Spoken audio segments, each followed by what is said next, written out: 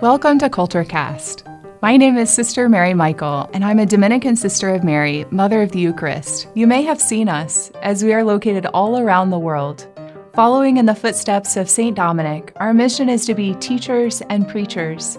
And this calling puts us in front of all kinds of interesting people, in interesting places, doing interesting things. All for a great purpose, much larger than any one of us, like being on Oprah. The Dominican Sisters of Mary invited us to their big day. Look at this. On the top of the Billboard classical music charts, or on a television game show. You better believe it! Join me every week as the CultureCast takes you inside Heaven's kitchen to show you how to cook for an army and become a culinary artist. Or go on the road with the sisters and become traveling pilgrims as you learn all the things that can be seen and those that are unseen. Or sit down with Mother Assumpta Long as she unlocks a few stories from some unsuspecting guests. Join us for unlikely adventures, and together, let's learn new things, see new places, and meet new faces on the CultureCast. This week on the CultureCast, join us for conversations with Mother Assumpta Long.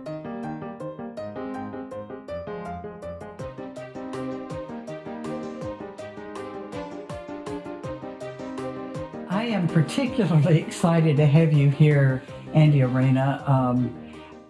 I guess the fascination is all that you have done in your lifetime.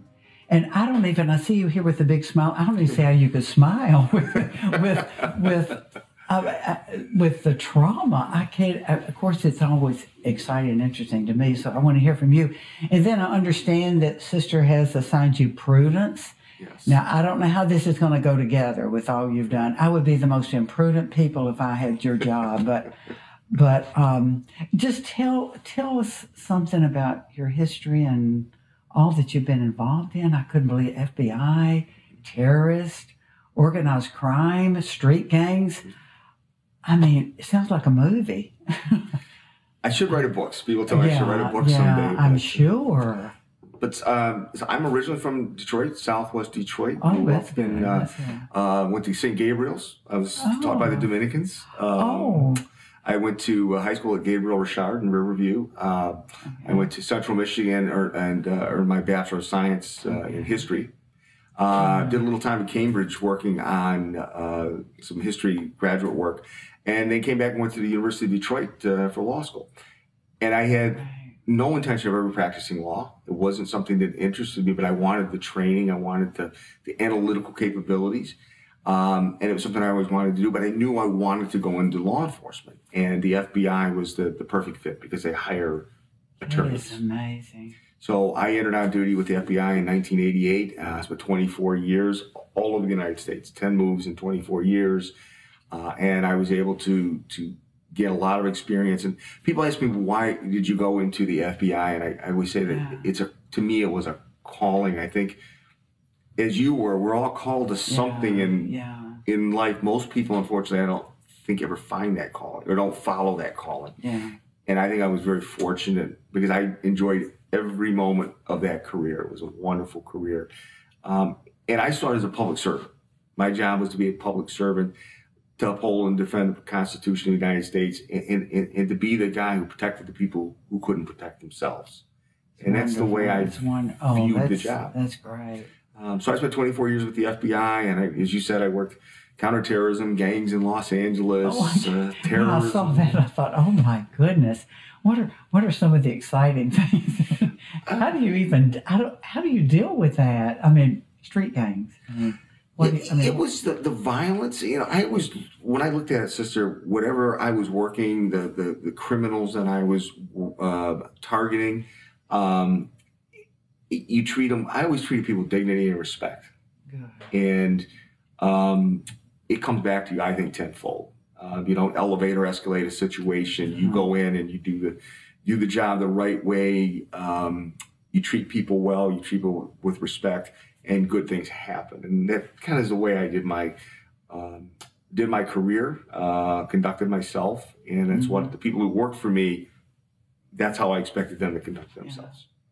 Well, you know, Andy, it's obvious that you did that because you were asked to do something else or promoted to do something else, or because that just wouldn't happen if they didn't see in you the character that would do a good job and all. But when you know, what, like, I noticed one thing that the terrorist, I mean, just tell me something about that. Yeah. It was, so I was here in Detroit. I was the second in command, and 9/11 happened. And I really didn't have a whole lot of terrorism experience. But, you know, my mentor, John Bell, he'd worked that target. And what I found is after 9/11, not many people in the FBI had really worked that violation. And so I was called back to Washington to kind of rebuild. Director Mueller, now Special Counsel Bob Mueller, he brought me back to kind of help revamp how we work counterterrorism. It was more from, you know, sister, the FBI was very good at, if somebody committed a crime, going out and finding that person and bringing them to justice. Terrorism, you have to be more proactive. You know, it's better to stop the terrorist, right, before they blow something up. And so kind of how we did business, more of an intelligence-driven organization, and trying to change a culture, really, of an organization. And that was one of the most difficult assignments I ever had in the FBI. It was very, very difficult. But, you know, I think we're much better. The Bureau was much better. And I think the country is much safer. So, yeah, it was a wild ride. I mean, you know, I would be sitting with President Bush one day and Donald Rumsfeld the next day, and, you know, the Crown Prince of Jordan one day. It was from a young guy from Detroit, from the southwest streets of Detroit, to be sitting there with these people was to me, it was really amazing. Now, what about street gangs? I mean, all these things are fascinating. I mean, because I'm just a reader. But to say that somebody, here's somebody that's really been involved in that. If you say you kind of like it, I think you did that in Los Angeles, didn't you? So, what do you do? Just go into a... Well, you know, it's a story. I had a lot of my career was working organized crime, the mafia. And I had come from New York out to LA, and they said, okay, you know, take what you did working organized crime and apply it to the street gang. So the biggest difference for me was when I worked the Italian mafia, to them it was part of doing business. You know, they never took it personally. Never took it, you know, they would say, you know, it's not personal. But to gang members, they took it personally, and you were the enemy. And so whereas a gang member or a organized crime member would never conceive of trying to kill an FBI agent or a prosecutor, these gangbangers would. I worked a gang called Maricela Trucha, MS-13, which is big in the news today. And we were the first ones to really target that group. And what we found is they were just like organized crime, the way they operated, the way they were set up. And we were very fortunate to be able to develop some informants of people inside the gang. What I found was they were people. They were leaving El Salvador in a civil war. They were looking for a better life. And just like the Italian organized crime, when they came here, they bound together to protect themselves and to make money. And so kind of looking at it from their optics, it was much easier to find a way to target them. And we were very successful in targeting them criminally, and also bringing some of the folks out and getting them into the right life. Which I think is just as important. Listen, I want you to know, I went to the graveside of Al Capone. So the cemetery guy said, "Oh, I'll take you to the chapel of the Cardinals." I said, "Okay, but I want to see the grave." It's kind of hidden because they said so many people would, after all these years, that people would say, it's so fascinating. It fascinates me, but even that terror, I mean, you know, I mean, in a good sense, but to see that, you know, that it's so beautiful to hear you say, you know, talk about them as humans, you know, it's every human being is made in the dignity of the human person. And what makes them do what they do, or what makes gangs or anything like that. So how do you see that your job has integrated related to prudence? I mean, how did you see that that you would have to exercise this in the things that you were. I think maybe it's what you've already said.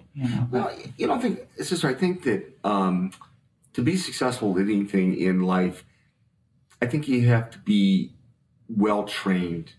You have to have mentors. You have to learn things. You have to take the time to. I use the term moral compass, and to me, you have to have a moral compass, and you have to follow that moral compass. And what builds your moral compass? It's where you were raised, who raised you, your faith. Oh yeah, your faith is a big thing. I did a piece for the Archdiocese a couple of years ago during Catholic Schools Week. They asked me to write, what does a Catholic education mean to you? And I said one word: gift. It was a gift that my parents gave to me. It's a gift I give to my girls, and I think it helps form that moral compass. So forming the moral compass is one part, but I think just as important is having the ability to follow, to trust that moral compass. So when I was making decisions in the FBI on investigations or personnel moves or administrative things, I would try to listen to that moral compass. My parents, my friends, my mentors in the FBI, my Catholic faith that I was raised in, to lead me to do the right thing. Another thing was my friends used to say when I was young, Andy, you were always the guy who stopped and thought 2 extra seconds before you did something. And I tell my kids this all the time. You're young, you're not mature yet, you're going to make mistakes. But try to listen to that voice in your head. Try to listen to Mom and Dad, Sister Maria Faustina, all of the people who have had an impact on your life, and trust that moral compass to do the right thing. That is wonderful. It's so exciting to think that men or women would be in such a position and have that, moral courage, or that moral standards. But, I think that we were so fortunate, like our faith and our parents and a Catholic education. I'm right with you in all that. So, well, through all this, let me ask a question.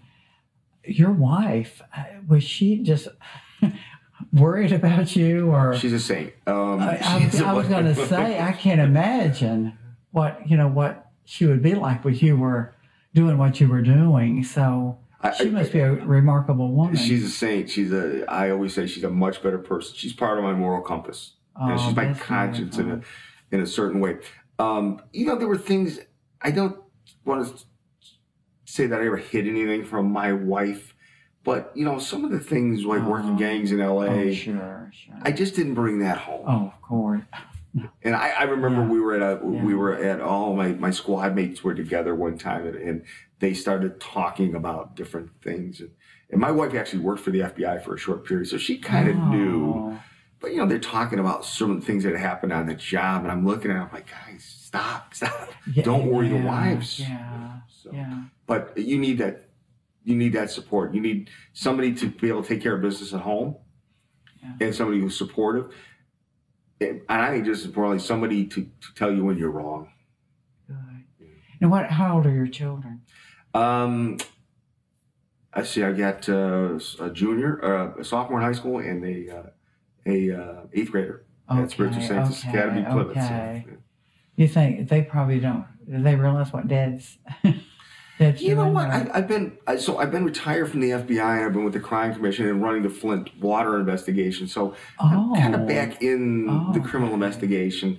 I think they're just, both of them are starting to become very interesed, I'm sure. in data, and they're Googling and they're seeing some of the things, and they're very interested. I find it very interesting. I mean, I love it.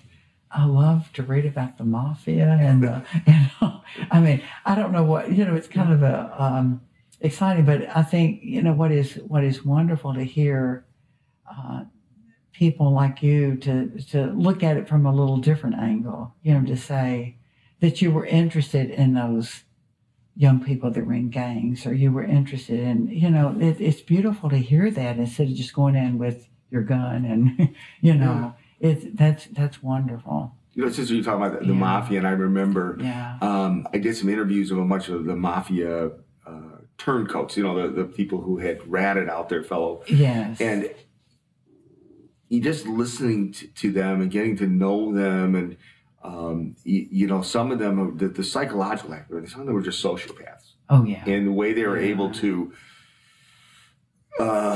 sit with you and talk about their grandkids, and then the next moment talk about killing a person. And the transition, and you look at them and you're like, okay, this, I think that there's some people just can't be saved, but there are a lot of people who can be shown the right path. But that was one of the things that always struck me, is the psychological aspects of how can you think like this? How can you? But there's evil in the world, and my job was to help contain it. That is wonderful. My brother was an investigative reporter for the Oregonian, and he did a lot of prison work, and I think maybe that's what got me, yet, like I went to Alcatraz, and, but to really remember that these people are human, and what can you do? I mean, you can certainly pray for them, but what makes them what they are? They haven't, when I look, we've been so blessed, like you were blessed by parents and Catholic education, the Catholic faith. We've been so blessed, but you just think of all of the young people that don't have that blessing. And so how can we reach them? Did you see that you were able to reach people in this way? I mean, did you see any concrete examples, like say maybe the young people that were in? Well, I remember, and I can remember the moment, Sister, as a young FBI agent, and I'm in a house in an urban area doing a search warrant. It's the middle of the winter. The windows all have plastic on them. There's no heat. They've got the stove going. There's garbage everywhere. It's filthy, and there's 2 young children. And I can remember to this day looking at them, and I said, these 2 children have no hope in life. Yeah. And my kids are going to have every opportunity, and it's not their fault. It's this environment, and there's no parental, there's no faith, and that really struck me as, you've got to go in there with your eyes open. Oh yeah. And you've got to, you got to have some humility and humanity. And what can you do? I think a lot of, and this is one of the things that really hurts law enforcement, I think, from a public relations perspective, is police officers and law enforcement get so jaded because all they see is bad. They see the bad. And it's very easy to just think that the whole world is bad. And you get to get down on everything, instead of saying, okay, how did these people get in this? I know. How can you help them? And I think the more successful law enforcement officials have that view of the world. Yeah. They don't get themselves get jaded. Oh gosh, that'd be so hard. And you think also these people, what are they bringing in their own personal life to that? Their marriages or whatever. Yeah. So there's a lot to do, and there's a lot to pray for, and we're so grateful for what you do. We're so glad you have a child in our school. Yes. So that's it. Sister is very blessed to have her, and to have you as one of the parents. So we just have to do what we can for this world of ours, and we're grateful for all you've done. I can't even imagine the good that you've done. So thank you for that. If every kid had an opportunity to go to the Spiritual Sanctus Academy and be tutored and mentored by the sisters, I think the world would be a lot different place. Well, the sisters really love those children so good. They do. We got to work with the parents. I mean, they're the primary educators, but we've got to do everything we can, because the culture is going to be difficult for them. So that's correct. Well, thank you for being with us. Thank you. It's been an honor, and thank you for all you do for us. So Mother, thank you. It's my pleasure. Thank you for inviting me. If you've enjoyed this particular show of the Culture Cast, please make sure to like and subscribe to our YouTube channel or follow us on Twitter. But as always, all of this content can be found on goLEdigital.org.